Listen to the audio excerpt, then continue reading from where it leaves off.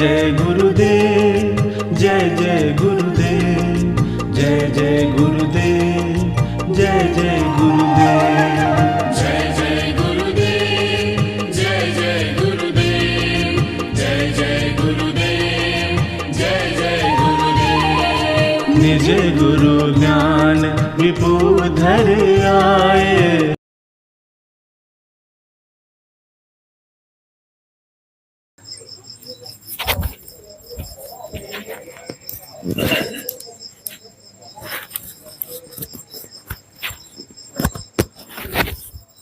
केवल हंसो सत केवल साहेब, सत केवल साहेब, सत केवल साहेब।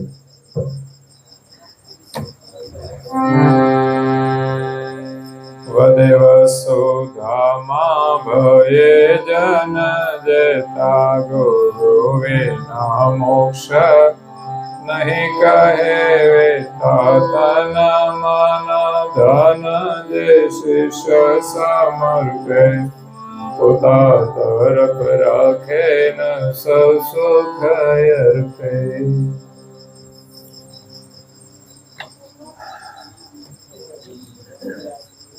પ્રિય ભક્તજનો, જ્ઞાન સંપ્રદાયના અધ્યસ્થાપક, અનંત બ્રહ્માંડાધીશ વિશ્વ નિયંતા, सकर्ता सत कैवलना परम विशेष अंश, अनंत अंशोना तारणहार, परम मोक्षना दाता, सर्वज्ञ दिव्य परम गुरु श्रीमद करुणा सागर महाराज जगतना जीवोनु परम कल्याण करवा माटे,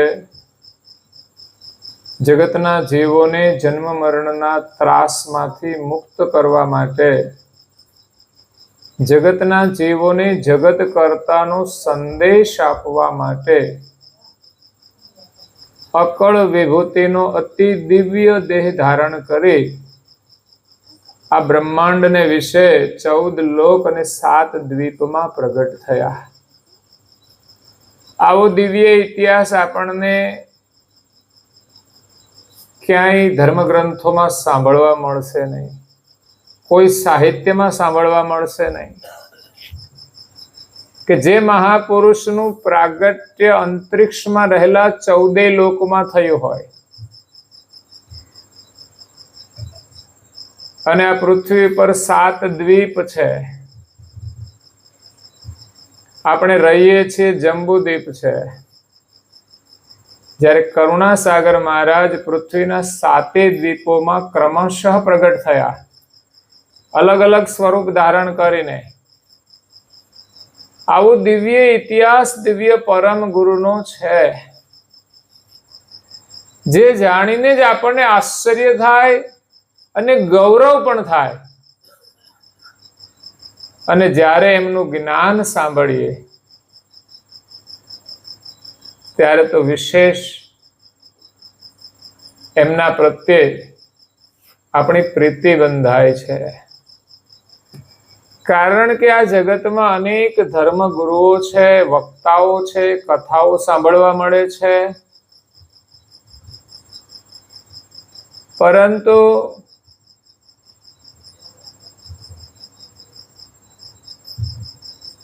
બધા લોકો એક બ્રહ્મની વાત કરે છે કે પરમેશ્વર બ્રહ્મ છે ને આપણે બ્રહ્મ છીએ। તો આપણે પોતાને જ્યારે ઓળખીએ ત્યારે આપણે બ્રહ્મરૂપ થઈ જઈએ, પછી આપણા કોઈ માલિક રહેતા નથી। જ્યારે પરમ ગુરુનું જ્ઞાન, એનો સિદ્ધાંત એ અલગ છે। આપણે પોતાના સ્વરૂપે થઈને પણ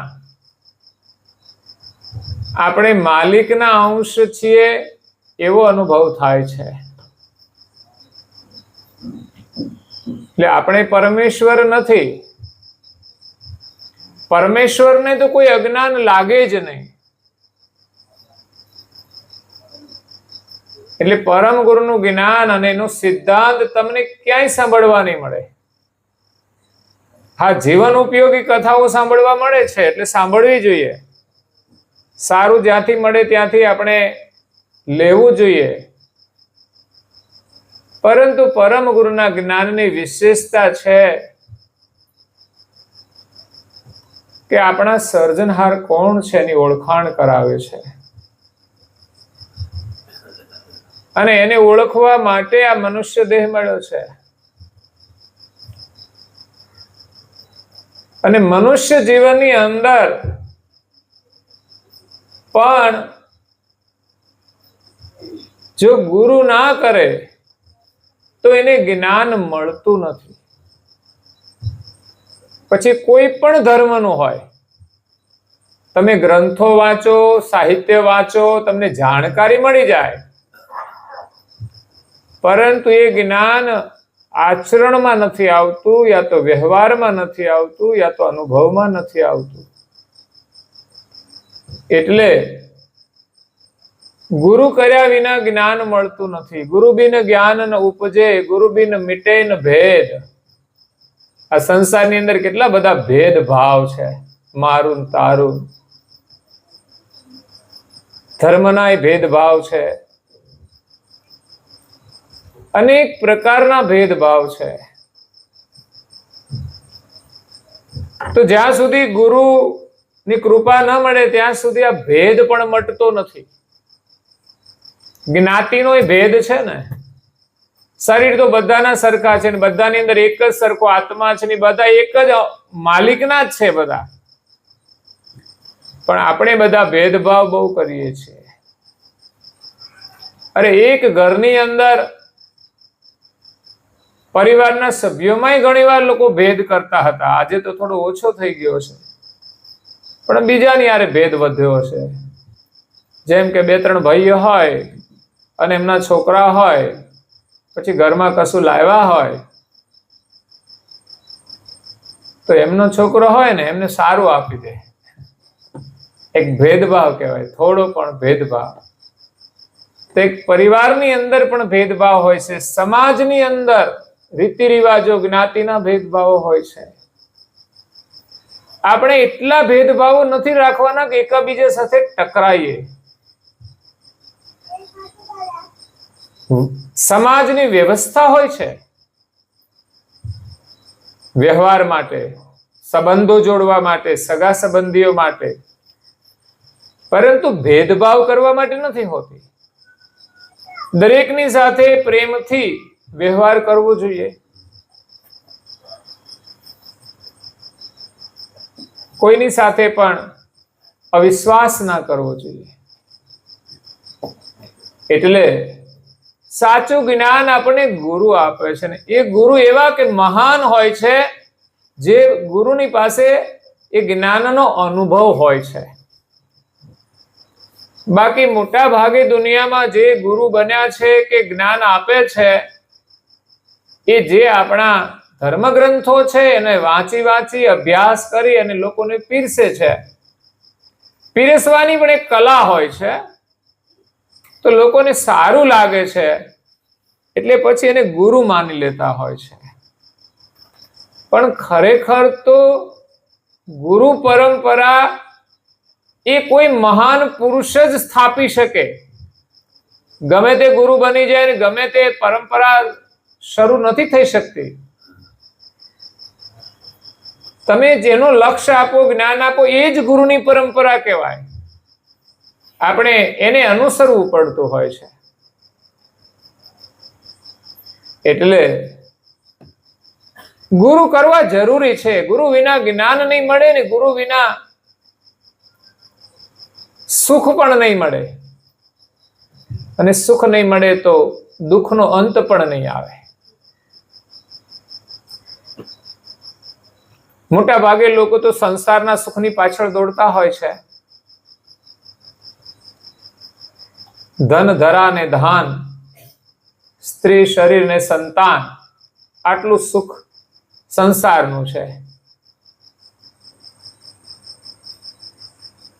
જીવનમાં શું જોઈએ તો કે ધન જોઈએ, જરૂરી છે, પણ એના માટે પ્રપંચ કરવું જરૂરી નથી.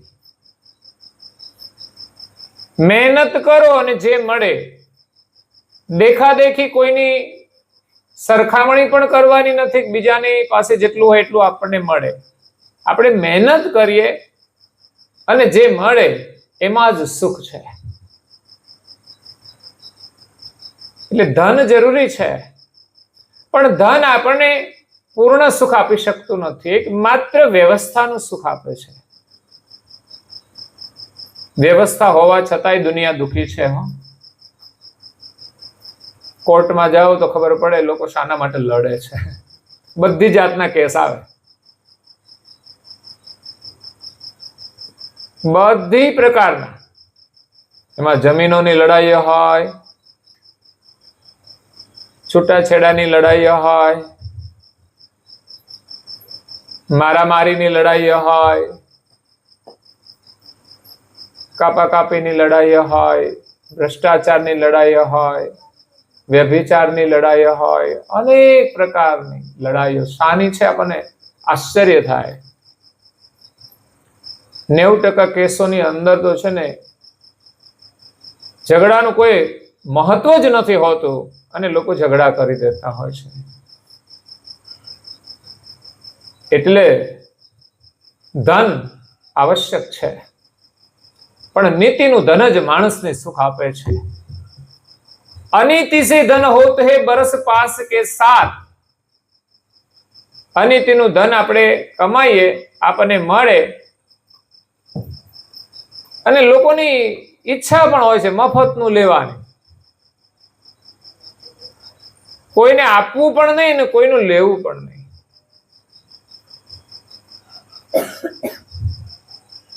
એટલે મફતનું ધન છે, અનીતિનું ધન. લોકો તો મફતના મસાલા ખાતા હોય છે. બોલો, કોઈ આપે તો તૈયાર જ હોય ખાવા માટે. હવે એની કેવી દુર્દશા થશે વિચાર કરો. એક તો મસાલો ખાવાનો એટલે એની દુર્દશા તો છે જ, બીજું મફતનો ખાવાનો એટલે એના ઉપર વધારે માર પડશે, એની મોટી સજા થશે. બીડીઓ ફૂંકવાની હોય, મફત ની આપે, લે ભાઈ તું પીને. અરે પીવી હશે તો મારે ઘરની પીશ, તારી હું કામ પીવું? પણ લોકોની ઉદારતા એટલી બધી છે ને, ખોટામાં. હા, પણ 5,000 ની જરૂર પડી હોય તો ના એમ કે ભાઈ તું લઈ જજે મારી પાસેથી, મફતની વીડિયો પાય. પણ જરૂર પડે ને ત્યારે મદદ ના કરે. એવા માણસો શું કામના? અનીતિ સે ધન હોત હે બરસ 5 કે 7. અનીતિનું ધન ક્યાં સુધી રહે? 5 કે 7 વર્ષ સુધી, 10 વર્ષો રહે. પરંતુ સમય જતા ધીમે ધીમે ધીમે આપણને અધોગતિના માર્ગે લઈ જાય હંમેશા. કારણ કે માણસ ખોટું કરીને કમાતો હોય ને એના જીવનમાં સંસ્કાર નથી રહેતા. એટલે પૈસા આવે ખરા, જરૂર કરતા વધારે પૈસા આવે, પણ આ પૈસાનું કરવાનું શું? હે, મોજ શોખ એશ આરામ, અને પછી તો ખબર નહીં કયા માર્ગે માણસ જતો રહે.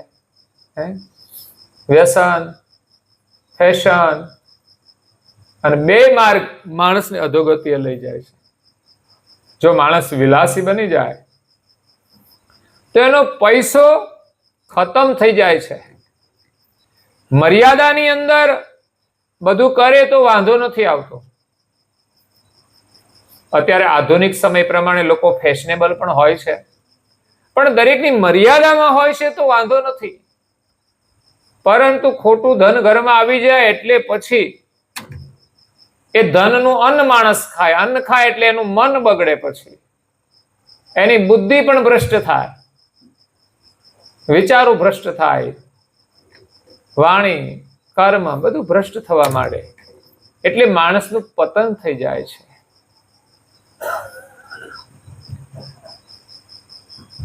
એટલે અનિત્યનું ધન મેળવવું જોઈએ નહીં. ધન ધરા જમીન હોય તો ઠીક છે, ના હોય તો કઈ નહીં.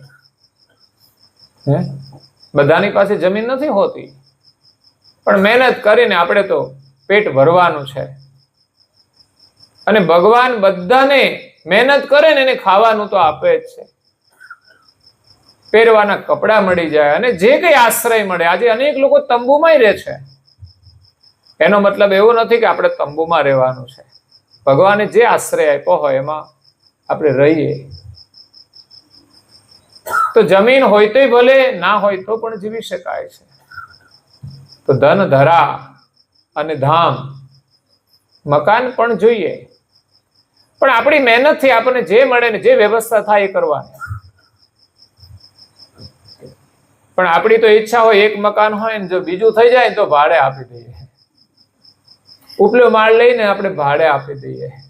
એટલે આપણે ભાડાની આવક વધે, પણ જેને ભરવાનું છે એને તો જે આવક હશે એમાંથી જ ઓછા થવાના ને. ભગવાન આપણને આપે તો આપણે સેવા નહીં કરી શકીએ. ચાલો મારું મકાન થઈ ગયું છે, ભગવાન મને બીજું મકાન આપે તો આપણા કોઈ રિલેશનમાં કોઈને રહેવા આપીએ. અને પછી ત્રીજું થાય, આપણે તો આવક વધારીએ છીએ, સેવા નથી વધારી શકતા. ભગવાન આપે ઘણું તો પણ. એટલે એ સુખની અંદર સુખ નથી.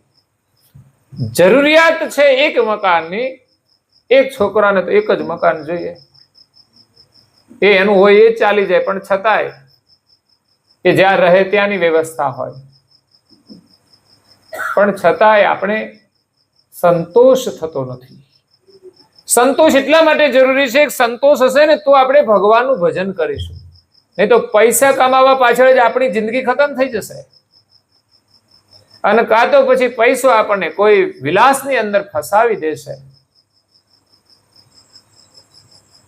પૈસો જરૂર હોય ત્યાં સુધી આપણને ઉપયોગી થાય છે, પછી જરૂર ના હોય ને વધારાનો આવે એટલે આપણને ભોગી બનાવે છે.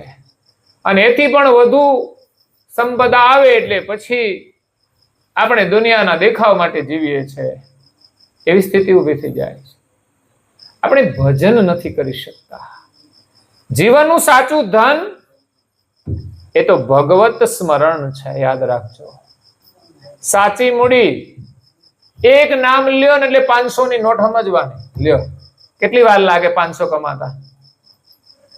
આટલું તો કોઈ ધનવાન જલ્દી નહીં કમાતો હોય. નામ લ્યો તમે જેટલા કૈવલના, કદાચ કરોડોપતિ પાસે કરોડો રૂપિયા હશે ને બધા આપી દે ને તો એનો લાભ નથી મળતો. પૈસા કરતાંય મૂલ્યવાન છે ભગવત નામ, અને એ જ સાચું સુખ અને સાચી શાંતિ આપણને આપે છે. બાકી તો ધન હોવા છતાંય ક્યારે ખાડામાં પડી જશું ખબર નહીં પડે, ક્યારે બીમાર પડી જશું ખબર નહીં પડે, ક્યારે શું થઈ જશે ખબર નહીં પડે. મુશ્કેલીઓ તો ક્યાંથી આવે છે ખબર નહીં પડતી, ક્યારે આવશે એ ખબર નથી. અને આ બધી જ વ્યવસ્થા છોડીને તો જવાનું છે, પછી આગળનું શું? માત્ર આ જીવનનો જ વિચાર નહીં. આ જીવનમાં આપણને સુખ મળે તો સમજવાનું આપણી મહેનત છે, આપણું કોઈ સુકૃત છે, પણ આગળનું શું? જેમ આજે આપણે ભવિષ્યની ચિંતા કરીએ છીએ એમ આ જીવનમાં આગલા જન્મની પણ ચિંતા કરવી જોઈએ. કારણ કે આ બધું તો નહીં હોય પણ આપણે તો રહેવાના ને. તો સુખ દુઃખનો અનુભવ તો આપણે જ કરીએ છીએ. કોઈની પાસે નથી ને આપણી પાસે છે એનો મતલબ શું છે? કે આપણે કંઈક આ જન્મમાંની તો આગલા જન્મમાં પણ કરેલું છે, ત્યારે આજે મળ્યું છે એ વિશ્વાસ સાથે આપણે સારું કામ કરવું જોઈએ. અને બીજું, આપણે બધા જ એક ભગવાનના છીએ, એના નાતે આપણને ભગવાન આપે એમાં સંતોષ રાખીને વિશેષ કોઈને મદદરૂપ થઈએ. અને આપણો સમય પછી તો વધારે ભગવત સ્મરણમાં જોડવાનો છે. પણ આ જીવ પોતાની જાતે ક્યારેય કરી શકતો નથી. ઘરે ને ઘરે છોકરા ભણે છે ભાઈ, સ્કૂલમાં જાય તો જ ભણે. કેમ? ત્યાં શિક્ષક હોય ને એના અનુશાસનમાં રહેવું પડે. ઘરમાં એના પપ્પા શિક્ષક હોય ને તો એના અનુશાસનમાં ના રહે, કારણ કે ત્યાં સંબંધ અલગ પડી જાય છે. એ ભણાવી નહીં શકે, કારણ કે ત્યાં સંબંધનો પ્રેમ આડો આવી જાય. અને શિક્ષક એ શિક્ષકનો જ પ્રેમ રાખતા હોય છે. મોડા પડે તો તમને શિક્ષા કરે, અનુશાસનમાં રાખે. અને બાળકોને હંમેશા એની જ બીક રહે, શિક્ષકની, પણ ઘરે પપ્પાની બીક ના રહે, મમ્મીની બીક ના રહે. એના આગળ તો પોતાની મનમાની જ કરતા હોય છે. નાના હોય ત્યારે તો કરે, પણ મોટા થયા પછી કરે છે.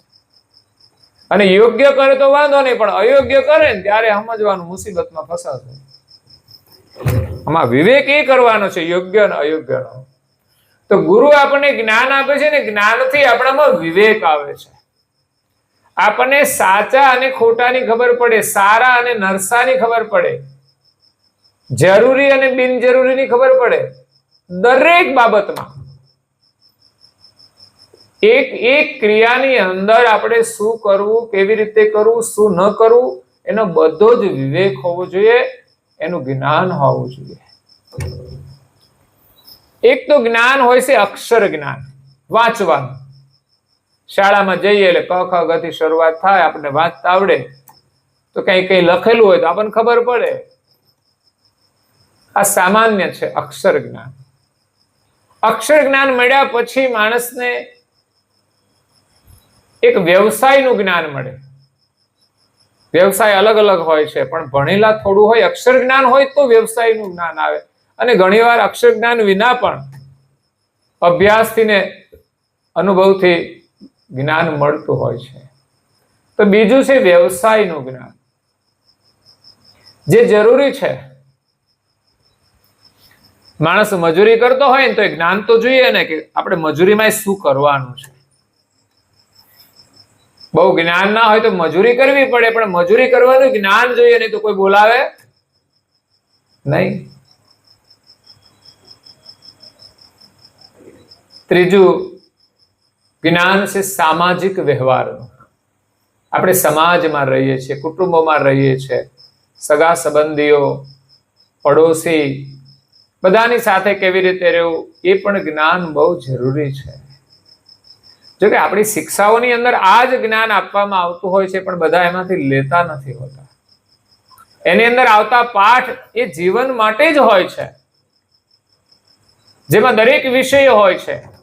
દરેક વિષયો એટલે બધા જ વિષયોનું અલગ અલગ જ્ઞાન હોય છે. તો એ પણ અલગ અલગ વિભાગ છે જ્ઞાનના.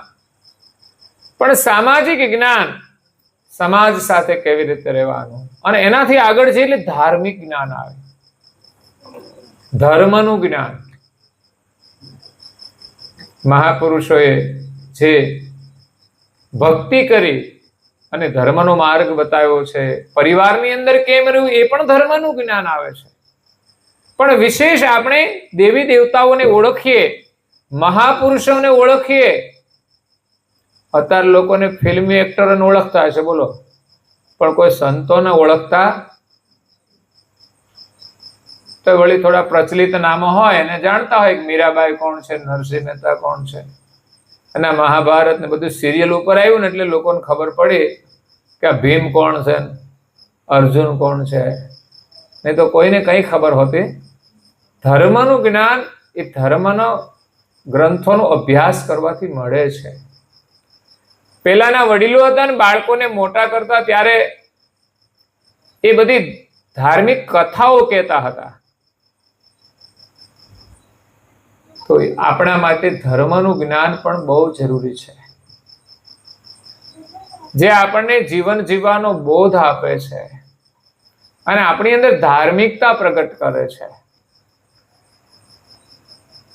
ઘરમાં વડીલોનો આદર કરવાનો, મા બાપની સેવા કરવાની, આ બધું ધર્મ જ્ઞાનમાં જ આવે છે.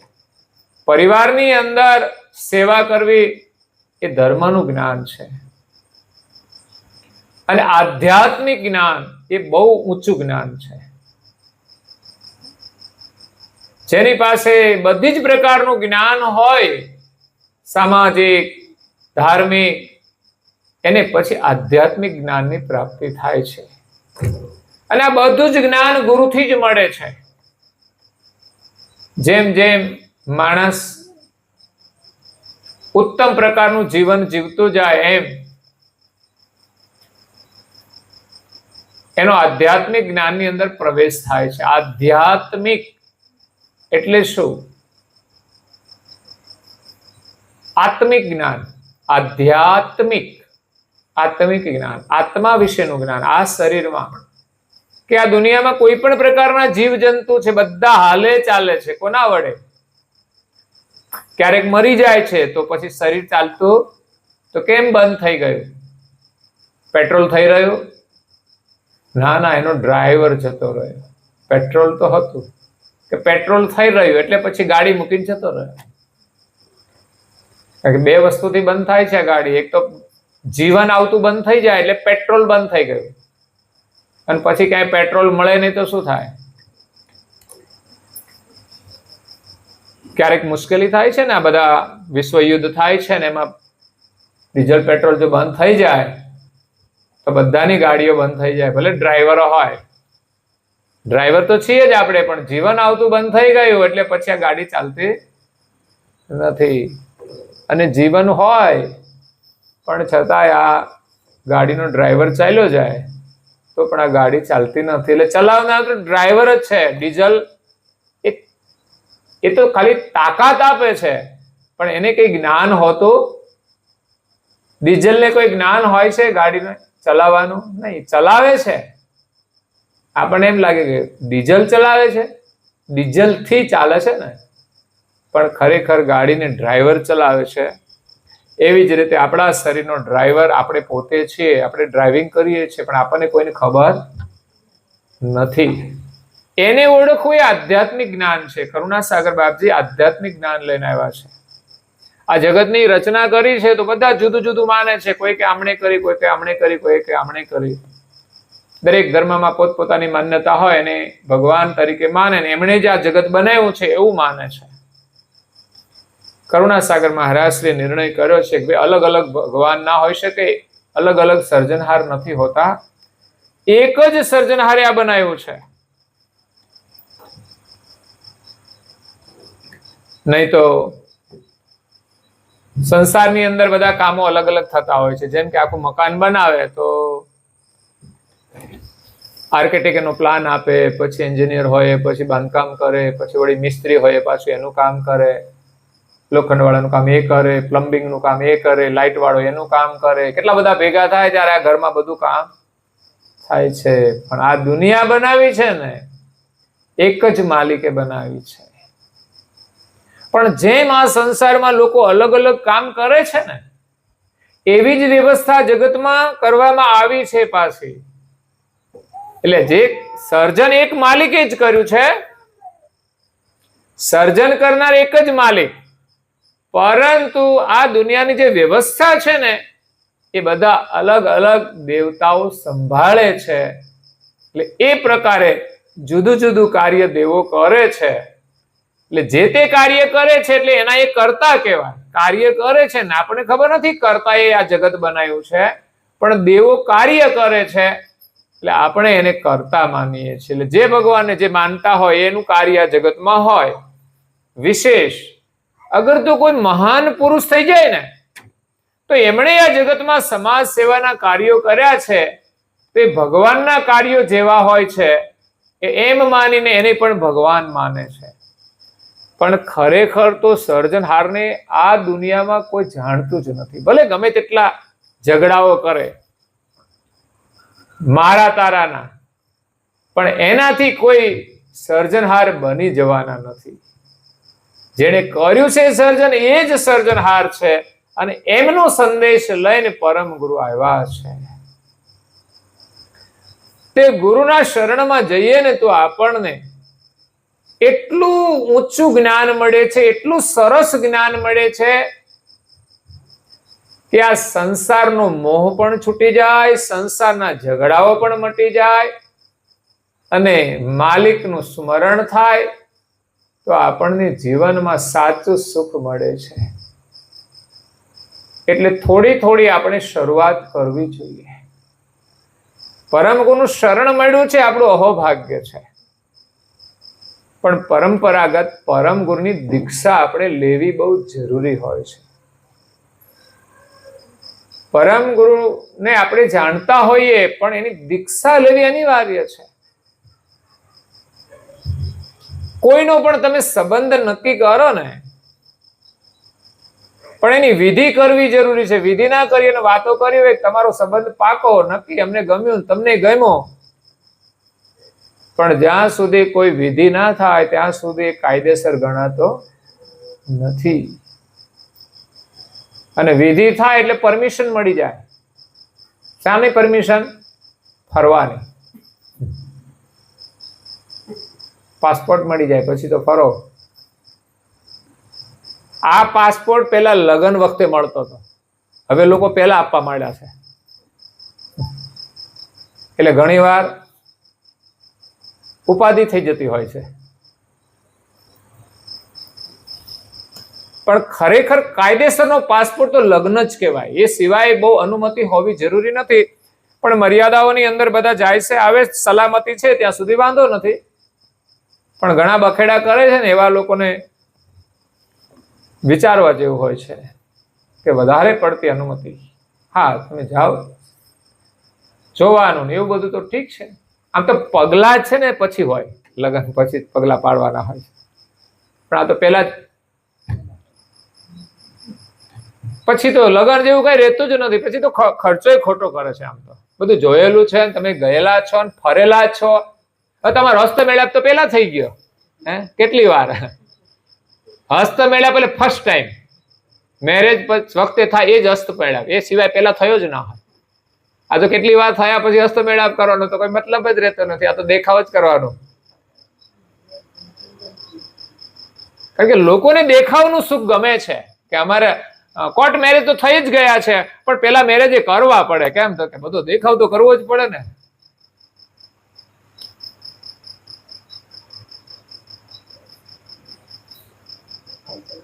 જો પેલા મેરેજ આપણી સંસ્કૃતિ છે, કોર્ટ મેરેજ આપણી સંસ્કૃતિ નથી, પણ એ કાયદેસરતા માટે આપણે લોકો અપનાવે છે. કારણ કે એક પ્રકારની પરિસ્થિતિઓ હોય છે કે પરદેશમાં લોકોને જવાનું હોય છે ને એવા બધા લફડા હોય છે, એટલે આ કોર્ટ મેરેજ વાળું કામ લીગલ થઈ જાય છે. પછી જઈ શકે છે, પછી ત્યાં રહેતા હોય, ફરતા હોય, લગ્ન થઈ ગયા જેવી સ્થિતિમાં હોય, ફરી આવીને પાછું લગ્ન કરીને પાછું જવાનું. નાટક જેવું લાગે છે પણ આ લોકોને ગમે છે. એને તો પૈસા ખર્ચવા જ છે તો. અને લગ્નના ફોટા તો કમસે કમ હોવા જોઈએ ને પાછા. કોર્ટ મેરેજ ના તો કઈ ફોટા હોતા નથી બહુ. પણ આપણી સંસ્કૃતિનું ગૌરવ છે. વિધિને સાચવી રાખવી જોઈએ. ભલે કોર્ટ મેરેજ થતા હોય પણ વિધિ છે મહત્વની છે. તો અહીંયા પૂજ્ય શ્રી નારાયણદાસજી મહારાજ શ્રી પ્રાતઃકાલ ઉપાસના અંતર્ગત ગુરુ મહિમા ની વિશે પરમ ગુરુનો મહિમા સમજાવતા કહે છે કે વદે વસુધામાં ભયે જન જેતા, ગુરુ વિના મોક્ષ નહીં કહે વેદતા. આ દુનિયામાં જેટલા પણ મહાન પુરુષો થયા છે પૃથ્વી ઉપર, એ બધાએ એમ કહ્યું છે ગુરુ વિના કોઈનો મોક્ષ થવાનો નથી. મોક્ષનો મતલબ શું છે? શરીર છૂટે ત્યારે મોક્ષ માનવામાં આવે છે કે એનો મોક્ષ થઈ ગયો, પણ ના, એ મોક્ષ નથી. જીવતા છીએ તો જીવનમાં અનેક પ્રકારના દુઃખો આવે છે. આ દુઃખોમાંથી મુક્તિ મેળવવી એ પણ એક પ્રકારનો મોક્ષ છે. માણસ અમીર થાય તો ગરીબીમાંથી એની મુક્તિ મળે છે. માણસ નિરોગી થાય તો રોગમાંથી એની મુક્તિ મળે છે. જે પ્રકારની સમસ્યાઓ છે દૂર થઈ જાય તેમાંથી એની મુક્તિ મળે છે. તો ગુરુ મહારાજનું જ્ઞાન એવું છે, એટલું સરળ છે, એટલું સત્ય છે. જો માણસ અપનાવી લે તો સંસારમાં એને અકારણ કોઈ ઝઘડાઓ રહેતા નથી, અકારણ કોઈ દુઃખ રહેતું નથી. અને કદાચ ગત જન્મના કોઈ કર્મ વશાત આવે ને તો પણ જ્ઞાનનો પ્રભાવ એટલો હોય છે કે એ દુઃખ એને દુઃખ નથી લાગતું. એની પરિસ્થિતિ સમજી લે છે કે ભાઈ મારું આ જીવન જ છે. કોઈ માણસ ગરીબ હોય, એ ગરીબીમાં જીવતો હોય ને જીવનનો અભ્યાસ થઈ જાય પછી એની ગરીબી એ દુઃખ નથી લાગતું. એવા ગરીબ લોકો એ અમીરોના બંગલામાં રહેવું હોય ને એને ગમે નહીં. અમે જોયું છે ઘણા મજૂર લોકો બહારથી આવે છે ને પછી જે માલિક હોય ને એને રહેવાનું આપે એક બાજુ, પણ એ એના ઘરમાં જવાનું હોય ને તો એને સંકોચ થાય ને. એમાં રહેવાનું આપે ને તો એ રહે નહીં, એને ફાવે જ નહીં એમાં. એટલે ઘણી પ્રકારનું સુખ દુઃખ તો આપણા મનથી માનેલું છે કે અમીર છે એટલે સુખી છે, એનું ગરીબ છે એટલે દુઃખી છે. તમને ખાવાનું ના મળે તો દુઃખી, તમે કપડા ના મળે તો દુઃખી, આશ્રય ન હોય તો દુઃખી. એ સિવાયની બધી વ્યવસ્થા, આની પાસે આઈફોન છે ને મારી પાસે નથી, એ દુઃખ તો આપણું જ ઊભું કરેલું છે ને. આની પાસે આવા જુતિયા છે ને મારી પાસે આવા હાદા છે, તો એ આપણું જ દુઃખ છે. આની પાસે આવી ગાડી છે ને મારી પાસે આવી છે તો ખરીને પણ. અને ના હોય તોય દુઃખ ના હોવું જોઈએ કે કઈ નથી તો શું વાંધો છે. ભગવાને શરીર આપ્યું છે, જે જરૂરિયાત છે પ્રમાણે કામ કર્યા કરવાનું. ગાડી વાળા વધારે ફરશે અને આપણે ઓછા ફરીશું, બીજું શું ફરક પડવાનો છે. તો સમજણ આવી જાય ને તો આ વસ્તુનું દુઃખ નથી રહેતું, અને વસ્તુના અભાવનું કોઈ દુઃખ નથી. એ તો આપણી માન્યતાઓ છે. જેટલું સુખ વધે છે ને એટલું દુઃખ પણ વધે છે, એટલી ચિંતાઓ પણ વધે છે. એટલે ગુરુ મહારાજના જ્ઞાનથી આપણને મુક્તિ મળે છે. એ જ્ઞાન આપણને સત્સંગ દ્વારા મળે છે. એ નિમિત્તે આ સત્સંગ રાખવામાં આવે છે કે આપણે કંઈક તો સાંભળવા મળે. બધા લોકો કદાચ ગુરુ મહારાજના બધા ગ્રંથો ના વાંચી શકે, ના સમય મળી શકે, ના યોગ થાય, તો સમયાંતરે કથાઓ સાંભળી હોય એમાંથી પણ ઘણી બધી સમજણ મળી જાય છે, સારરૂપી સમજણ મળી જાય છે.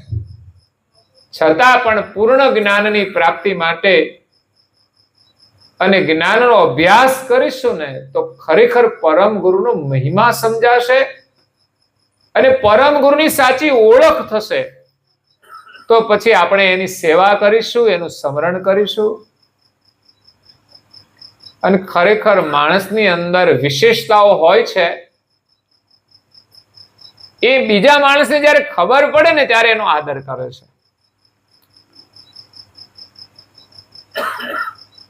પ્રધાનમંત્રી હોય, આપણે ઓળખતા હોઈએ. અત્યારે તો મીડિયાનો જમાનો એટલે બધા જ ઓળખે, પણ એક સમય એવો હતો કે પ્રધાનમંત્રીનું નામ કદાચ સાંભળવા મળે પણ કોણ છે એનું આપણે જાણતા ના હોય. તો આપણને મળે તો ખબર ના પડે. એ સિવાય પણ ઘણી બધી પોસ્ટ ઉપર મોટા અધિકારીઓ હોય, આપણને મળે તો આપણે તો એક માણસના રૂપમાં જોઈએ, પણ ખબર પડે કે આ ઊંચી પોસ્ટ ઉપર છે તો આપણે એનો આદર કરીએ છીએ. એમ પરમ ગુરુનો મહિમા જગતમાં કેટલો મહાન છે, એનું સામર્થ્ય કેટલું આ વિશ્વમાં.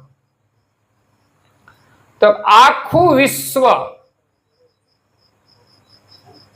એમની ગતિ દ્વારા ચાલે છે, એમના સ્વરૂપ દ્વારા ચાલે છે. એમનું સ્વરૂપ એટલે આપણને જે જીવન મળે છે, શ્વાસ, એને સોહંગ શ્વાસ કહેવાય છે. સોહંગ પ્રણવ, શ્વાસનું નામ શાસ્ત્ર ભાષામાં પ્રણવ છે, જેને વિજ્ઞાન ઓક્સિજન કહે. અને બહાર કાઢે ને કાર્બન ડાયોક્સાઇડ કહે છે. એમ આપણો લેવાતો અને મુકાતો પ્રાણાયામ એટલે ઓહંગ અને સોહંગ. તો સોહંગ એ સમસ્ત વિશ્વનું જીવન છે. એ જ સોહંગ સ્વરૂપ એ પરમ ગુરુ કરુણાસાગર મહારાજનો દિવ્ય દેહ છે, વ્યાપક. અને એના વગર આ વિશ્વમાં કોઈ કાર્ય કરી શકતું નથી. સમસ્ત બ્રહ્માંડ એ બ્રહ્મ દ્વારા જ ઉત્પન્ન થયું છે, એ બ્રહ્મની અંદર જ ઉત્પન્ન થયું છે. એટલે પરમ ગુરુની ગતિમાં જ બધું જગત ચાલે છે અને પરમ ગુરુ બધું જાણે છે. આટલી બધી મહાનતા પરમ ગુરુની છે. જો એના સ્વરૂપ સાથે એકતા થઈ જાય તો આ સંસારની ચીજોનો આનંદની આપણે જરૂર રહેતી નથી. કારણ કે આનંદ તો છે ને ઘડીક જ આપે. હા, કોઈ પણ છોકરાને નવું રમકડું આપો ને એટલે અઠવાડિયું 10 દિવસ જ રમે, પછી એ ગમે નહીં એને. આ તો સારું છે, લગ્ન થયા પછી હાચવે છે લોકો, નહીં તો એ ગમે નહીં ને લોકો છોડી દેશે.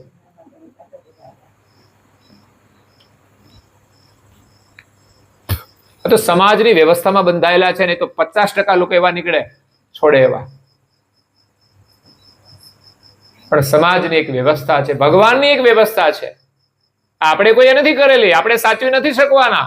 આ કુદરતની વ્યવસ્થા ચાલે છે દુનિયામાં, કે કોઈ ધર્મ વિરુદ્ધ વધારે પડતું કંઈ કરશે ને, કોઈ વિક્ષેપ કરશે ને, તો આ દુનિયામાં એ રહેશે નહીં. ઘણા બધા આતંકવાદીઓ, આતંકી રાજાઓ પણ થઈ ગયા. એને મત હું કહું એમ જ થાય.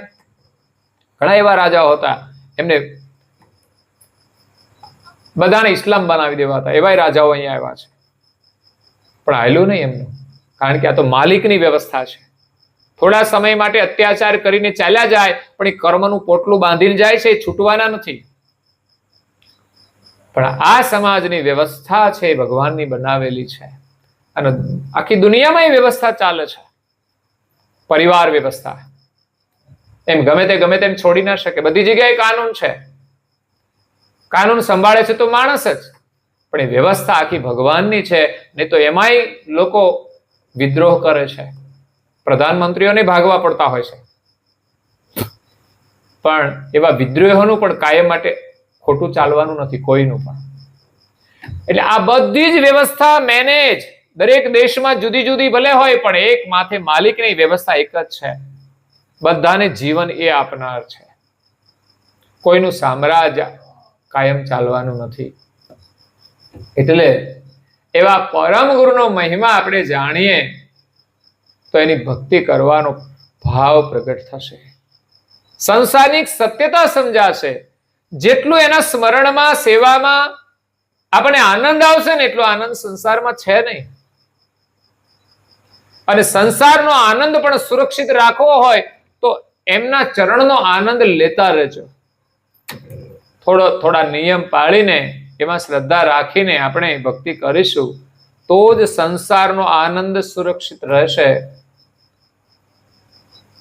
નહીં તો એમાંય કોઈ ગેરંટી નથી. તો આ જગતની અંદર જે કોઈ મહાપુરુષો થયા છે એમનું કહેવાનું છે, ગુરુ વિના મોક્ષ નહીં કહે વેદતા. તો ગુરુના જ્ઞાનથી સંસારના દુઃખોમાંથી આપણને મુક્તિ મળે છે. આજે ઘણા પરિવારો ધાર્મિક ભાવનાને લઈને વિશેષ સુખી છે, અને પોતે વિશ્વાસ રાખતા હશે કે આ ધાર્મિક વિચારોને લઈને જ અમે સુખી છીએ, નહીં કે ધનથી. જો ધાર્મિક વિચારો ના હોય અને ધન હોય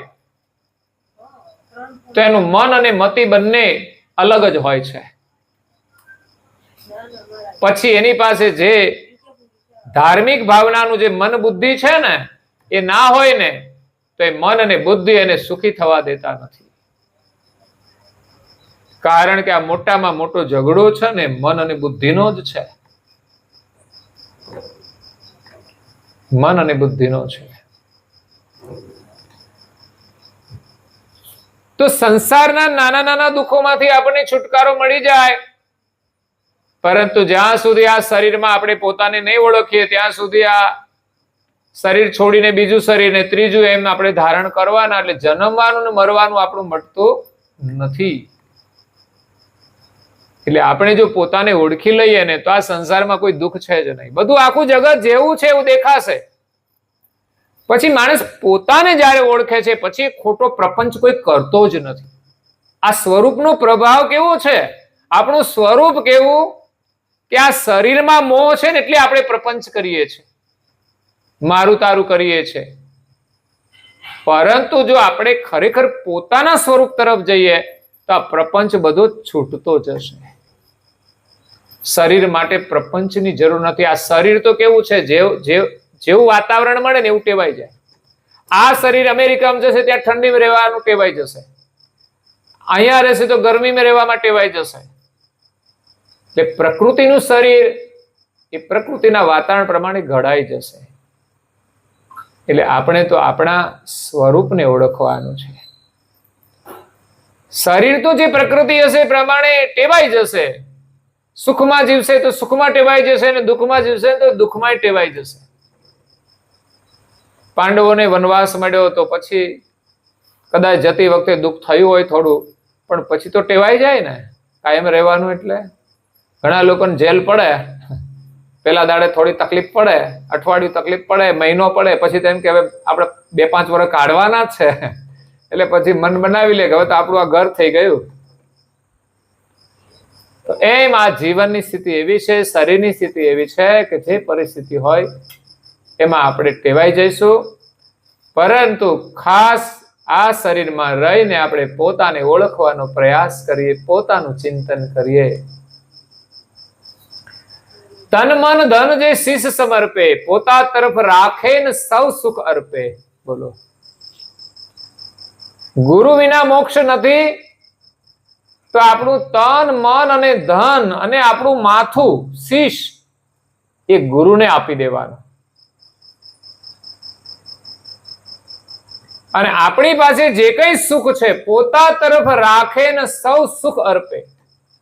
આપણું જે કઈ સુખ હોય, તન મન ધન બધું જ આવી ગયું એમાં, એ બધું ગુરુને અર્પણ કરી દઈએ એટલે પછી આપણી પાસે કઈ રહેતું,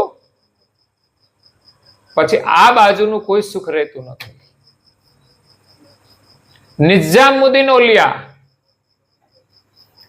જેની સમાધિ દિલ્હીમાં છે, એમના એક શિષ્ય હતા અમીર ખુશરો. બહુ જ અમીર હતા એટલે પછી એનું નામ અમીર પડ્યું, ખુશરો. એ ગુરુના પાકા ભક્ત હતા અને ધન પણ એટલું બધું હતું.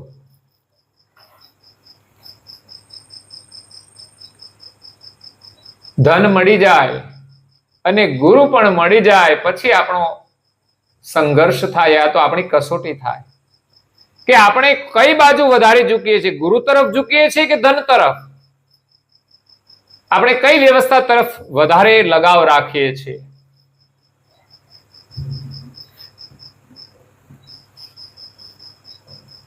તો અમીર ખુશરો, એને જીવનનું સત્ય ગુરુ પાસેથી સમજાયું અને એક દિવસ એના મનની અંદર એટલો વૈરાગ આવ્યો કે બધું જ ધન, હીરા માણેક મોતી જવેરાત જે કંઈ હતું એ બધું ઊંટ ઉપર ગોઠવી, અનેક ઊંટ ભેગા કરીને, કારણ કે પેલા સાધન જ એ હતા, ત્યારે આવા ટેમ્પા નહોતા, એટલે પછી એના ઉપર ગોઠવતા હતા. અને ઊંટ ગાડીઓ બધું કેટલું બધું વજન ખેંચે છે, હજુ પણ જોવા મળતી હોય છે.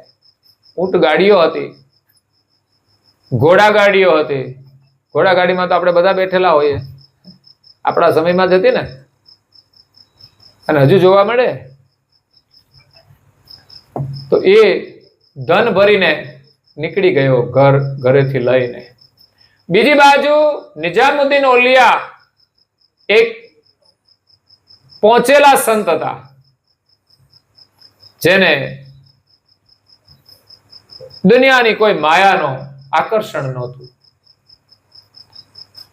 धन की नहीं चाहे नहीं मित्र की परवाह है, आसक्ति विषयों में नहीं वो तो प्रारब्ध पर निर्वाह है.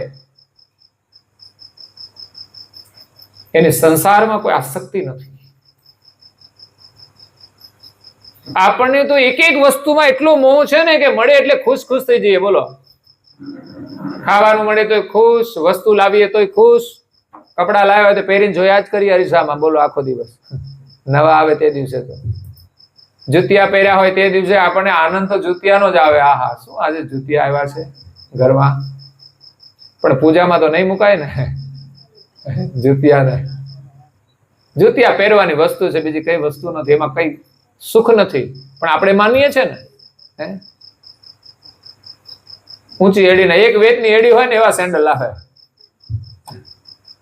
હવે હાલે એટલે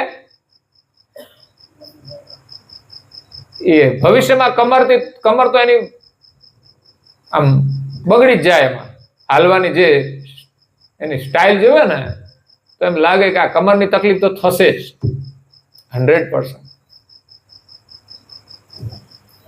અને ઓલું ગળી ગયેલું ઘોડું હોય ને, એને જે કે પગ મૂકતું હોય ને ટક ટક એમ મૂકે. આ તો રસ્તા હારા હોય, બાકી તો છે ને અહીંયા તો હાલે જ નહીં. રોડ ની કપચી આવી જાય ને એ ગોથું ખાઈ જાય, પગ મચડાઈ જ જાય. અને ચાલ પણ સરખી નથી લાગતી દેખાવમાં. ભલે લોકોને ગમે છે અને કરે છે તો વાંધો નહીં, મુબારક, પણ લીગલ ચાલ નથી એમની ઓરિજિનલ. જે આપણે નીચે પગ ચપ્પલ વગર ચાલીએ ને એ નેચરલ ચાલ આપણી કહેવાય. પછી કેટલી એડી જોઈએ? થોડી, સામાન્ય. કે કઈ ગંદકી હોય તો ઉપર ચડી ના જાય, બાકી તો વધારે કઈ જરૂર નથી હોતી. પણ આપણે એમાં લોકો સુખ માને છે, આવી વસ્તુઓમાં સુખ માન્યું છે કે એક વસ્તુ આવે ને આપણે ખુશ થઈએ, વળી તૂટી જાય તો દુઃખ થાય, એમાં સુખ છે જ નહીં. સુખ જેમાં છે ને આપણે જાણતા નથી. આ તો બધી વ્યવસ્થા છે થોડા સમય માટેની, પણ આપણે રાત દિવસ એમનું જ સ્મરણ કરીએ છીએ, એક એક વસ્તુનું સ્મરણ. અહીંયા પહોંચેલા મહાત્મા નિજામુદ્દીન ઓલિયા, એમની પાસે એક ગરીબ માણસ આવે છે, બહુ જ ગરીબ છે, મહેનત મજૂરી કરીને પોતાનું ઘર ચલાવે છે. એમના ઘરમાં એક દીકરી છે, એ મોટી થાય છે. એટલે એમનો કોઈ સંબંધ જોડાયો, સમય જતા એના પીડા હાથ કરવાનો, એના લગ્ન કરવાનો સમય આવી ગયો. ચિંતા તો સંબંધ કરે ત્યાંથી જ હોય છે. અગર તો આજે તો લોકો મને લાગે છે ચિંતા જન્મથી જ કરે છે, એટલે તો અગાઉથી જ કે દીકરી આવી કમાશે નહીં, હવે તો સારું છે. એકંદરે તો અત્યારે તો દીકરા કરતા દીકરીઓ પાવરફુલ છે ને આગળ છે, અને એના આધારે અડધું ઘર ચાલે જ છે. પણ છતાંય કમાય કે ન કમાય એની સાથે કોઈ મતલબ ના હોય. પહેલાની એક વ્યવસ્થા હતી, એ પ્રમાણે ઘર ચાલતા હતા. પણ ભેદ સ્ત્રી અને પુરુષનો હોવો ના જોઈએ. સ્ત્રી અને પુરુષ છે, એની મર્યાદાઓ છે, પણ ગમો ને અણગમો કુદરતની વ્યવસ્થા જે પ્રમાણે, આપણા ભાગ્ય પ્રમાણે, આપણા પરિવારમાં જે કોઈ આત્મા આવે, પછી શરીર સ્ત્રીનું હોય કે પુરુષનું હોય. તમને શું ખબર છોકરો ગાંડો જન્મશે? અગર તો સ્ત્રી પણ કોઈ વિદુષી હશે, કોઈ સંસ્કાર વાળી હશે. એટલે હંમેશા આદર કરો, કુદરતની વ્યવસ્થાનો આદર કરો. અને જે કોઈ શરીરમાં જે કોઈ હોય એમાં એક ચૈતન છે, એને જોઈને આપણે તો પ્રેમ કરવાનો છે. આપણું બાળક છે એટલે તો કરીએ જ, પણ એમાં એક ચૈતન છે. સારા બાળકો તો બધાને ગમે, પણ અપંગ બાળક કોઈને ગમતું નથી. નિરાશ થઈ જાય, દુઃખી થઈ જાય. પણ મેં જોયું છે જેના જેના ઘરમાં એવા બાળકો છે એને બહુ જ પ્રેમ આપે છે. લોકો એને પણ બહુ જ પ્રેમ આપે છે, અને જરૂર છે વધારે એમને પ્રેમ આપવાની. બાકી આપણી સારું હોય તો બધાને ગમે છે, પણ જે પરાધીન હોય એમની આપણે સેવા કરવી જોઈએ. એ જ સાચો પ્રેમ છે, એ જ સાચું સુખ છે.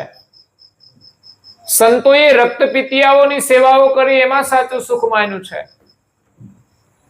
કોરોના આવ્યો છે ત્યારે ઘણા લાભ લીધો હશે, બાકી તો આપણને તો કઈ આપણો જીવ વાલો હોય ને, આપણે કોરોનામાં કોઈ સેવા કરે? ઘરના સભ્યોની ના કરે કે છેટા રહ્યો, અમે તો કમસે કમ સલામત રહીએ.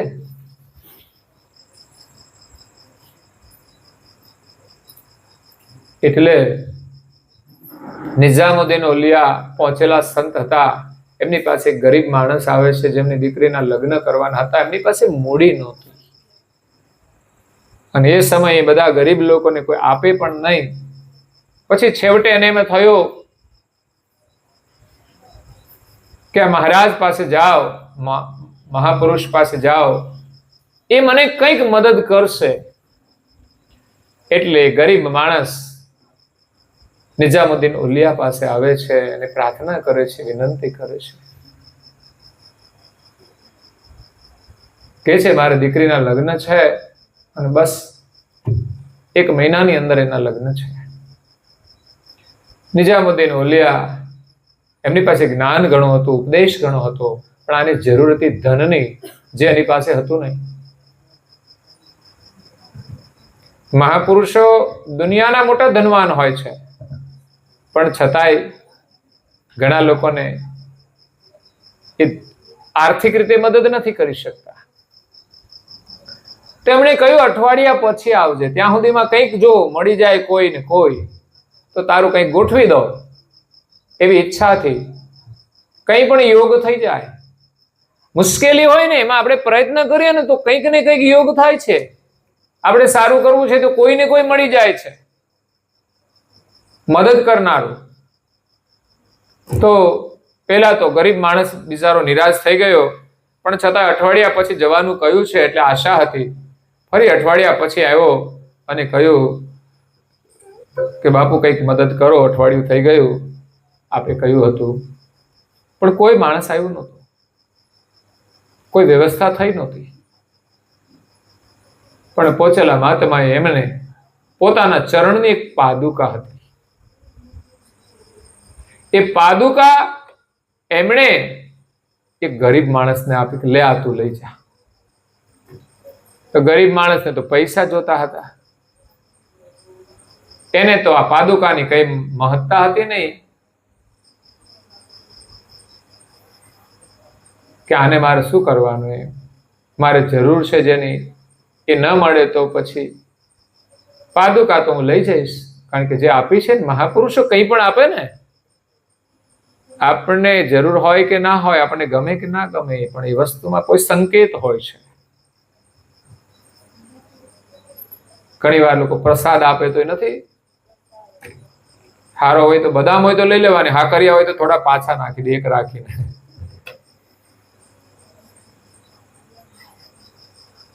એ હાકરિયા નથી, પ્રસાદ છે, યાદ રાખજો. આપણે વેચવાનો, આપણે જેટલું જોઈએ એટલું રાખીને પછી વેચવાનું, એક એક વેચવાનું. તો એ પાદુકા લઈ ગયો, પણ મન ઉપર એની નિરાશા હતી. ચહેરો એનો ઉદાસ હતો. એ જાય છે ઘર તરફ, રસ્તામાં તાપ હતો એટલે એક ઝાડના નીચે વિશ્રામ કરે છે. અને બીજી બાજુથી નિઝામુદ્દીન ઓલિયાના શિષ્ય અમીર ખુસરુ, જે પોતાનું બધું જ ધન લઈ અને ગુરુના દ્વારે જાય છે, અને એમણે પણ ત્યાં નજીકમાં જ કઈ વિશ્રામ કર્યો. ત્યાંથી પસાર થયા એટલે અમીર ખુસરો એમ કહે છે કે અહીંયા મને ગુરુની કોઈ સુવાસ આવે છે. જો સાચા શિષ્ય કેવા હોય છે વિચાર કરો. એને ગુરુની ગંધ આવે છે. એમના શિષ્યો બીજા જે કઈ હતા સાથે જોડે સાથીદારો, એમણે કહ્યું તપાસ કરો, અહીં કઈ ગુરુ મહારાજ હોવા જોઈએ, અહીંયા મને સુવાસ આવે છે. આજુબાજુ તપાસ કરી, તે ગરીબ માણસ એક ઝાડના નીચે સૂતો હતો. એને પૂછ્યું બધું, ભાઈ તું કોણ છે? હું તો ગરીબ માણસ છું. તો શું કરે છે?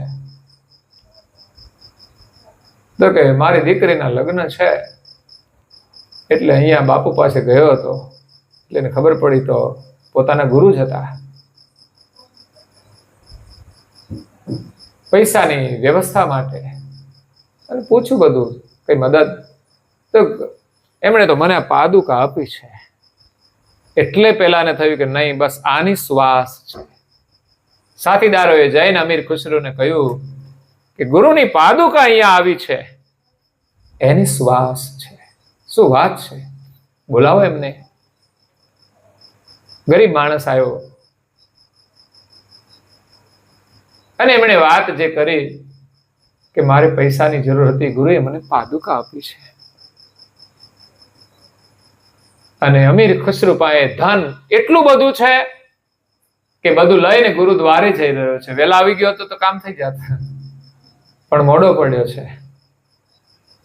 નહીં તો એ ખજાનો આવી જાય તો એ તો ગુરુને તો શું હતું, કોઈ આ આપી જાય ને કોઈ પાછું લઈ જાય. એને ક્યાં પોતાનું હતું કશું? કોઈ માયા આપે તો એને મોહ નથી, એ તો આપે એવી સારા કામમાં વપરાઈ જાય. સાચા મહાપુરુષો ક્યારેય ધનનો સંગ્રહ નથી કરતા, અને સાચા ભક્તો પણ સંગ્રહ નથી કરતા. યાદ રાખજો. એટલા મહાન પુરુષો થયા છે કે ઘરમાં ખાવાનું ન હોય છતાંય ક્યારે સંગ્રહ નથી કરતા. આજનું ખાવાનું મળી જાય એટલે કાલની ચિંતા નહીં, ભજન કરો. બોલો, વિચાર કરો. આટલો વિશ્વાસ એને ભગવાન ઉપર હતો કે આવતીકાલનું ખાવાનું તો એ આપશે જ, તો જરૂર બીજી છે શું આપણે? અને જેને ભજનનું ભોજન મળે એને કદાચ એક ટાઈમ ભોજન ના મળે ને તોય કોઈ દુઃખ નથી હોતું, કારણ કે જીવનનું સાચું ભોજન તો ભજન છે. રઘુરામ મહારાજશ્રીએ ભજન કર્યું, 12 વર્ષ સુધી તપમાં બેસી જાય, ન પાણી ન ખાવાનું, કશું જ નહીં, માત્ર શ્વાસ અને હરિનું નામ. એકલા શ્વાસથી નથી માણસ જીવી શકતો, શ્વાસ લે પણ ભગવાનના નામ વગર માણસ જીવી નથી શકતો. એટલે એમણે કહ્યું કે તારા દીકરીના લગ્ન માટે હું તને ધન આપું, પણ બદલામાં તું મને પાદુકા આપી દે. તને એટલું ધન આપીશ કે જિંદગીભર તારે ખૂટશે નહીં. અને જેટલું લાવ્યો હતો ને એ બધું ગુરુદ્વારે જે લઈને નીકળ્યો હતો આપવા માટે, એ બધું જ ધન એને ગરીબને આપી દીધું. બદલામાં શું મળ્યું? ગુરુની પાદુકા મળી છે. બોલો, તન મન ધન જે શિષ્ય સમર્પે. આ અમીર ખુશરોએ પોતાનું તન મન અને ધન બધું સર્વસ્વ શિષ્ય સાથે આજે ગુરુને અર્પણ કરવા માટે નીકળ્યો છે, અને ગુરુની પાદુકા મળી તો બધું ધન આપી દીધું. હવે તન રહ્યું છે ને, અને માથું રહ્યું છે, મન પણ પોતાની પાસે છે, ધન એક છૂટી ગયું સેવામાં, બદલામાં મળી ગુરુ મહારાજની પાદુકા. અને એ ભાવ છે એ સસ્તામાં નથી મળી. એની પૂજા કરે ને ત્યારે એના આશીર્વાદ મળી જાય છે, કારણ કે બદલામાં એને કેટલું યોગદાન કર્યું છે. મફતમાં કોઈ આપી દીધી હોય તો ઠીક છે કે ચાલો કઈ આપણને મહત્વ ના હોય, પણ જેણે એના બદલામાં કઈ આપ્યું હોય, દેશની આઝાદી માટે લોકોએ કુરબાની આપી છે, એને મૂલ્ય હોય ને આઝાદીનું. બાકી આજકાલના લોકો તો શું, એને મહત્વ ના હોય આઝાદી શું છે. એ જો આઝાદ ભારતની અંદર પણ ગુલામ થઈને જીવતા હોય છે, માયાના ગુલામ થઈને જીવે છે, વ્યસનોના ગુલામ થઈને જીવે છે, ફેશનના ગુલામ થઈને જીવે છે. તો ગરીબ માણસ ખુશ થઈ ગયો. સંતના આશીર્વાદ કેવી રીતે એને મળી ગયા? એને આપી પાદુકા, અને એને જોઈતું હતું ધન, તો પાદુકાના માધ્યમથી એને ધન મળી ગયું. અને એક અમીર ખુશરો, એને ધન નથી જોઈતું, એને ગુરુની કૃપા જોઈએ છે, તો એ નીકળ્યો છે, તો રસ્તામાં એમણે ધન આપીને ગુરુની કૃપા મેળવી લીધી. વિચાર કરો, આ છે મૂલ્ય. હવે એ જ પાદુકા લઈને અમીર ખુશરો જાય છે ગુરુદ્વારે, અને ગુરુ મહારાજે એમની પાદુકા જોઈને પૂછ્યું કે ભાઈ આ પાદુકા ક્યાંથી લાવ્યો? તો કે બસ રસ્તામાં ગરીબ માણસ મળ્યો, એને મેં કહ્યું કે તું મને પાદુકા આપી દે, હું તને ધન આપી દઉં. મારું બધું જ ધન આપી દીધું મેં એમને, અને બદલામાં મેં આ પાદુકા લીધી છે. ગુરુ મહારાજ કે છે આ તો તને સસ્તામાં મળી ગઈ. વિચાર કરો, આ તને સસ્તામાં મળી ગઈ, નહીં તો પૈસા આપતા પણ મળતી નથી. લોકો ના લે હા કે આ પાદુકાના આટલા બધા કઈ આપવાના હોય, આપે કોઈ? ના આપે. એ તો એના જૂતિયા લેવાના હોય ને તો મોંઘા લે, એમાં ખર્ચ કરે લોકો. બહુ મોંઘી વસ્તુઓ લોકો પહેરનારા હોય છે દુનિયામાં. એનાથી જીવનનું કોઈ મૂલ્ય વધતું નથી. તમે જેવા છો તેવા, તમે લાખ રૂપિયાના ચપ્પલ પહેરો તો તમારી કિંમત શું વધે? તમારું મહત્વ શું વધે? કઈ જ નહીં. તમે 1 લાખ રૂપિયાના માથે કપડા પહેરી લો તો તમારામાં શું ફરક પડી જાય? કઈ જ નહીં. તમે જેવું બોલો એ જ બોલો ને, કઈ સારું બોલવાના તો પછી. એટલે બહારની વસ્તુથી આપણું કોઈ મહત્વ વધતું નથી. એટલે ગુરુ મહારાજને આપણે તન મન ધન અને શીશ સમર્પણ કરવાનું. શીશ એટલે આ મસ્તક, આપણે પગે વારંવાર લાગીએ છીએ ને ત્યારે માથું જ નમાવીએ ને તો આ શીશ અર્પણ કરીએ છીએ. નમાવાનો મતલબ આ માથું બધા આગળ નથી નમતું. ઘણા છોકરાઓ મોટા થઈ જાય ને પછી મા બાપને પગે નથી લાગી શકતા. નાના હશે ત્યારે કદાચ આપણે કહીએ તો લાગે, પણ મોટા થઈ જાય ને લગ્ન થયા પછી તો મને ખબર નથી લાગતું કે લાગતા હોય. લાગવું જોઈએ. જ્યાં સુધી મા બાપ જીવતા હોય ને ત્યાર સુધી આશીર્વાદ લેવાનું એક બહુ મોટું સ્થાન છે, યાદ રાખજો. પગે લાગીને, અને પગે લાગશો તો હંમેશા એનો આદર કરશો. એવું નહીં પગે લાગવાનું પછી ગમે એમ કહેવાનું. ક્યારેય મા બાપને ઠેસ પહોંચે એવા શબ્દોનો પ્રયોગ કરવો જોઈએ નહીં. હંમેશા મા બાપ આગળ તમે ક્લાસ 1 ઓફિસર હોય તો ત્યાં વિનમ્ર બનીને વાત કરો. દેશના એક વડાપ્રધાન પણ એમના ઘરે આવે ત્યારે માતા આગળ વિનમ્ર થઈને વ્યવહાર કરે. કારણ કે માતા આગળ એ દેશના પ્રધાનમંત્રી નથી, એના પુત્ર છે. અને પુત્ર ગમે તે પોસ્ટ ઉપર હોય, ગમે તેટલો મોટો થઈ જાય, પણ છતાંય માં આગળ હંમેશા પુત્ર થઈને જ રહેવું જોઈએ. પણ અત્યારે તો મોટા શેઠ ઘરમાં શેઠ થઈને જ ફરતા હોય. બોલો, જે ઓફિસનું પદ હોય ને એ ઘરમાં લઈને ફરતા હોય એટલે ઘરવાળી જોડે ઝઘડો થઈ જાય. પછી એ પાવર ઘરે ના હાલે પાછો. ઘરે જે સંબંધ હોય એ પ્રમાણે આદર્શ વ્યવહાર કરવો જોઈએ. અને મા બાપ તો ખાસ એમણે કેટલું યોગદાન આપ્યું છે એનું મૂલ્યાંકન ક્યારેક બેસીને કરવું જોઈએ. અને પોતાના જ બાળકોને મોટા કરવામાં પોતે જે યોગદાન આપે છે ને એનાથી થોડું મૂલ્યાંકન થઈ શકે, પણ પૂર્ણ મૂલ્યાંકન તો માતા પિતાનો ઇતિહાસ જાણીને કરવું જોઈએ. કારણ કે આપણો સમય સારો છે બાળકોને મોટા કરવાનો, જ્યારે મા બાપનો સમય બહુ કઠિન પણ હોઈ શકે છે. કેવી વિપરીત પરિસ્થિતિમાં આપણને મોટા કર્યા હોય, કેવી વિપરીત પરિસ્થિતિમાં ભણાવ્યા પણ હોય, અને આપણે આગળ ગયા હોઈએ. અને એનો ઉપકાર જન્મથી મોટા કરવાનું તો બધા જ માતા પિતાનો છે. માતાનું યોગદાન તો વધારે છે. ગર્ભથી માંડીને એ બાળક પોતાના પગભર થાય ત્યાં સુધી માતા પિતાનું બહુ જ મોટું યોગદાન છે.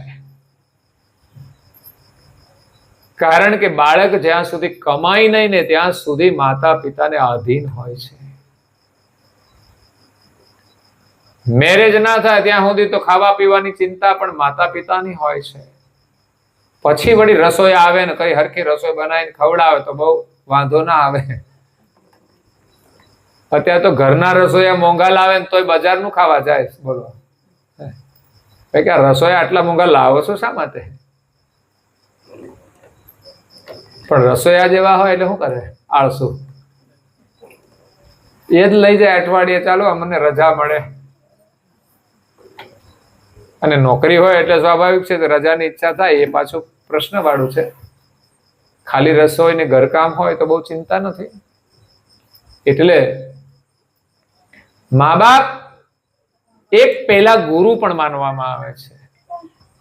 કારણ કે એમણે જે શિક્ષા આપી છે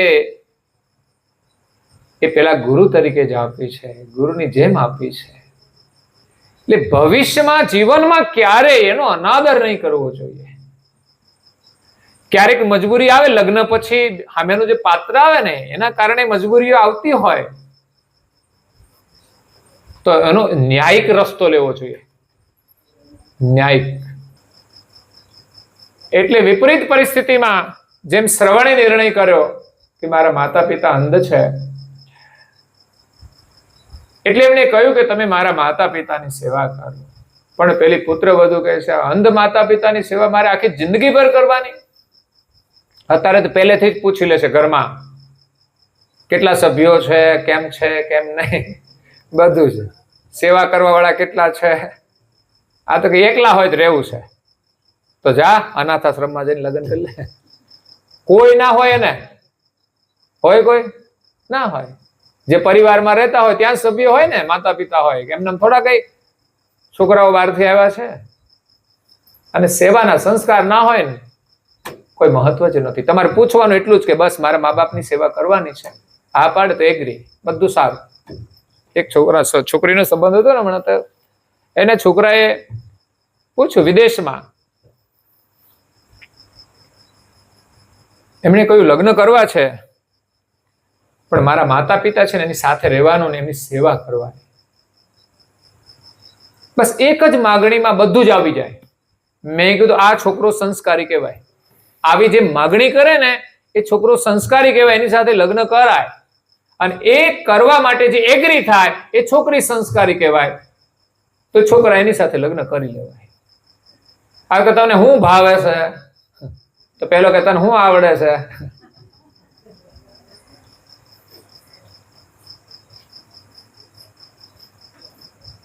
પેલો વળી એમ કે તને ગીત ગાતા આવડે છે? તો કે ના મને આવડતું નથી પણ હું શીખી લઈશ. પછી પેલી એમ પૂછે કે તને ઢોલક વગાડતા આવડે? તો ના મને નથી આવડતું. તો ઢોલક વગાડતા શીખવું પડે,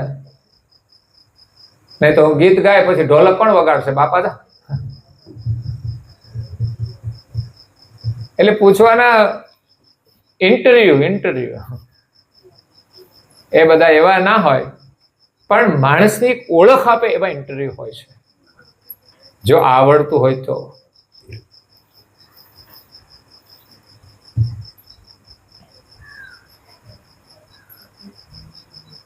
એટલે માતા પિતાની સેવા એક બહુ મોટા આશીર્વાદ છે. પછી ગુરુની સેવા આવે છે. તો માથું નમાવાની વાત હતી. માથું આપણું ઝૂકવું જોઈએ વડીલોના આગળ.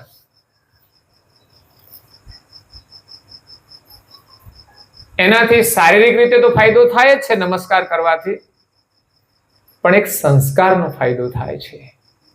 આપણામાં નમ્રતા આવે છે, અને નમે તે સૌને ગમે, ઘરમાં બધાને ગમે. એમાં કંઈ આપણે ખર્ચ નથી હોતું, પણ એક આપણી અંદરનો અહંકાર જો ના હોય ને તો આપણે નમી શકીએ. તમે ઘરમાં કોઈ વ્યક્તિ હોય, છોકરો હોય કે પુત્રવધુ હોય, છોકરો મા બાપને નમે તો બધાને એને ગમે. પુત્રવધુ સાસુ માને કે પગે લાગે તો ઘરમાં જેટલા હશે ને બધાને ગમશે, અને બધા એની સેવામાં તત્પર રહેશે, એનું કયું કરશે, એટલો એક પ્રભાવ ઉભો થશે. સૌરાષ્ટ્રમાં અમે જઈએ ઘણીવાર પધરામણીમાં, તો છોકરાઓ શહેરમાં રહેતા હોય, એમને ત્યાં પધરામણી હોય એટલે પછી દાદાની ગામડે હોય તો પાછા બોલાવે. તો દાદાની આવે એટલે બેઠા હોય એ પણ, એટલે પધરામણી થાય, આરતી થાય, પગે લાગે, પછી પરમગુરુને પગે લાગ્યા પછી, સંતોને પગે લાગ્યા પછી એમના જે સાસુ અને સસરા હોય ને એને પગે લાગે. આમ તો લગ્ન પછી લોકો લાગતા હતા, એકવાર લાગે, પછી તો રોજ ના લાગવું પડે. પણ રોજનું પાછું બંધન થઈ જાય એવું લાગે લોકોને, પણ હકીકતમાં પરંપરા તો એવી હતી કે રોજે પગે લાગવાનું હોય છે. હવે આપણે સતકેવલ સાહેબ કહીને એકબીજાનો આદર કરતા હોઈએ છીએ, એ રીતે કરે તોય પણ ઘણું સારું છે. અને એ આદર કરવાથી જ ઘરમાં ક્યારેય સંઘર્ષ નથી થતો. માતૃભાવ અને પુત્ર ભાવ કે પુત્રી ભાવ એ સદાય અખંડ રહે. સાસુમાને પગે લાગવાનું એટલે માતૃભાવ, અને પગે લાગે પુત્રવધુ એટલે એના પ્રત્યે દીકરી ભાવ આવી જાય. આ આચરણથી આવે છે. એ તો આપણે માન્યતાઓ છે કે ભાઈ દીકરી કહેવાય, એને બા કહેવાય, પણ ઓળખાણ તો સાસુમાં નહીં આવે. બા કહેવાય, બા ને બા કહેવાય, પણ અહીંયા પણ જો આચરણ હોય ને તો ખરેખર અંતરથી ગુરુના ધનમાંથી પછી મસાલા ખવાય. આ પરિવર્તન આવવું જોઈએ. આનું નામ અર્પણ કર્યું કહેવાય. સારા કાર્યની અંદર જ વપરાય, જરૂરી કામમાં જ વપરાય, અને વધારો થાય તો પછી સેવા કાર્યની અંદર વપરાય, પણ ખોટા માર્ગે ક્યાંય ના વપરાય. પછી લગ્ન થાય તો કે આપણે ડીજે લાવવું છે, એ ખોટો ખર્ચો ના આવે. સામાજિક વ્યવહારની મર્યાદામાં આવી જાય કે નહીં, ખોટો ખર્ચો તો ના હોવો જોઈએ. આપણી પાસે ના હોય તો કેમ આપણે ન કરીએ? અને જરૂરી કેટલું છે? હે